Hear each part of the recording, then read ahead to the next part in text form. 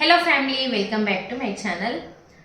నాకైతే ఒక 1 week back అయితే హాస్పిటల్ చెకప్ అయితే ఉండిండే. కానీ ఇంకొక 3-4 డేస్ అయితే 7th మంత్ స్టార్ట్ అవుతుంది కదా. 7th మంత్ స్టార్ట్ అయ్యాక వెళ్దాం ఒకేసారి హాస్పిటల్కి. ఇంకా స్కానింగ్ ఉంటుందిగా, ఒకేసారి స్కానింగ్ కూడా చేసుకోవచ్చు అని అయితే అనుకున్నాను. సో ఇంకా ఈరోజు హాస్పిటల్కి అయితే వెళ్ళామన్నమాట. అక్కడ డాక్టర్ గారు అయితే అసలు చెప్పింది వినైతే నేను లిటరల్ అసలు ఎంత షాక్ అయినా అసలు. ఇంకా ఫస్ట్ మామూలుగా ఓపీ తీసుకొని అయితే జనరల్ చెకప్ అయితే చేసింది. ఇప్పుడు ఎట్లాగో 7th మంత్ పట్టదు కదా, స్కానింగ్ అయితే చేయించుకుంటావా లేకపోతే నీ ఇష్టం 15 డేస్ అయిన తర్వాత కూడా చేయించుకోవచ్చు అని చెప్పింది అనమాట. కానీ నాకైతే ఇంక ఇక్కడ పెయిన్ వస్తుండడం వల్ల ఇంకా నేను ఇంకా ఈరోజు చేసుకుంటా మేడం అని చెప్పిన. సో ఇంకా స్కానింగ్ అయితే చేసుకున్నా. స్కానింగ్ చేసుకుంటే ఉమ్మ నీరు అయితే చాలా తక్కువ ఉందంట. మామూలుగా 7th మంత్లో అసలు ఇంత తక్కువ ఉమ్మ నీరు అసలు ఉండొద్దు, నీకు ఇంత తక్కువ ఉమ్మ నీరు ఉంది, మామూలుగా డెలివరీ అయ్యే టైంలో ఉండాల్సిన ఉమ్మ నీరు నీకు ఇప్పుడే ఇంత తక్కువ ఉంది అని అయితే అన్నానమాట. నేనైతే చాలా షాక్ అయ్యాను.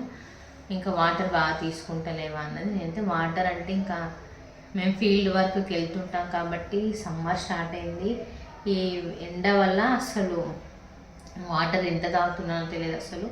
ప్రతిసారి బాటిల్ తీసుకొని వెళ్ళడం, బయటికి వెళ్ళినప్పుడు అంటూ కూడా ఇబ్బంది అవ్వడం వల్ల వాటర్ కూడా తగ్గిందనమాట. సో నీకు ఉమ్మ నీరిగిన పెరగకపోతే బేబీకి అయితే ప్రాబ్లం అవుతుంది. ఒక 1 వీక్ అయితే నేను ఇచ్చిన మెడిసిన్స్ అయితే వాడు, అయినా కూడా ఉమ్మ నీరు పెరగలేదంటే ఇంకా సెలైన్స్ అయితే ఎక్కించాలి. ఇంకా వేరే స్కానింగ్ అయితే చేయిద్దాము అనేది అన్నది. ఇంకా సరే అని చెప్పాను. ఇంకొకటి ఏంటంటే, మనం ఫుడ్ తీసుకున్న తర్వాత తీసుకున్న ఒక 1 అవర్లో బేబీ మూమెంట్స్ ఒక 3 అయినా ఉండాలి. 3 టైమ్స్ అన్న బేబీ మూమెంట్స్ మనం అబ్జర్వ్ చేయాలి. అంటే 3 టైమ్స్ అన్న బేబీ మూమెంట్స్ ఉండాలి. అలా అయితే బేబీకి ఏం ప్రాబ్లం ఉండదు. అలా కాకుండా ఇంకా నీకు తక్కువ అనిపించిన బేబీ మూమెంట్స్ నీకు తెలియకపోయినా నువ్వు వెంబడే హాస్పిటల్కి రావాలని అయితే చెప్పింది. ఉమ్మ నీరు అయితే చాలా ఇంపార్టెంట్ కాబట్టి ఉమ్మ నీరు పెంచుకో. డైలీ కొబ్బరి బొండాలు, వాటర్ ఎక్కువ తీసుకొని అయితే చెప్పింది అనమాట. సో ఇంత తక్కువ ఉండొద్దు. మామూలుగా అయితే 10 ఉండాలంట. 7th మంత్లో 10 ఉండాలంట. నాకు వచ్చేసి 6 to 7 మధ్యలో ఉంది. 10 to 14 మధ్యలో ఉండాలి. 14 అంటే మళ్ళీ 18 కన్నా ఎక్కువ ఉండొద్దు, 10 కన్నా తక్కువ ఉండదు. మరీ 5 అలా ఉంటే అది ఇంకా సివియర్ అంట. అయితే నాకు మాత్రం 6 to 7 ఉంది, అంటే తక్కువ ఉన్నట్టే నాకు కూడా. సో 1 వీక్లో నీకు ఖచ్చితంగా ఉమ్మ నీరు అయితే పెరగాలి. లేదంటే నువ్వు ఒక 2 డేస్ హాస్పిటల్లో అయితే అడ్మిట్ అవ్వాల్సి వస్తుంది. సెలైన్స్ ఎక్కిస్తా అని అయితే చెప్పింది అనమాట. నేనైతే అస్సలు ఇలా అవుతుంది అనుకోలేదు. ఇంకా నాకు ఎందుకో ఈరోజు స్కానింగ్ చేసుకున్నదే మంచిగా అయింది. లేకపోతే నాకు ఆ ఉమ్మ నీరు తక్కువైన విషయం తెలియకపోతుండే. 15 డేస్ తర్వాత ఓకేలే, 15 డేస్ తర్వాత కూడా అవకాశం ఉందిగా అప్పుడు చేసుకుందామని అనుకుంటే, నేను ఇంకా 15 డేస్లో ఇంకా నాకు అసలు ఉమ్మ నీరు ఎంత పోతుండేనో అసలు అనిపిస్తుంది. ఈరోజు స్కానింగ్ చేసుకున్నదే నాకైతే మంచిగా అనిపిస్తుంది. ఇవైతే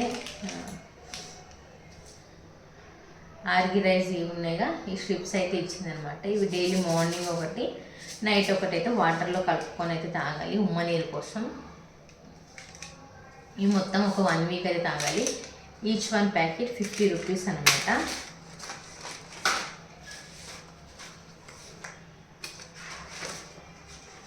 నెక్స్ట్ నా రిపోర్ట్స్ అయితే చూస్తా.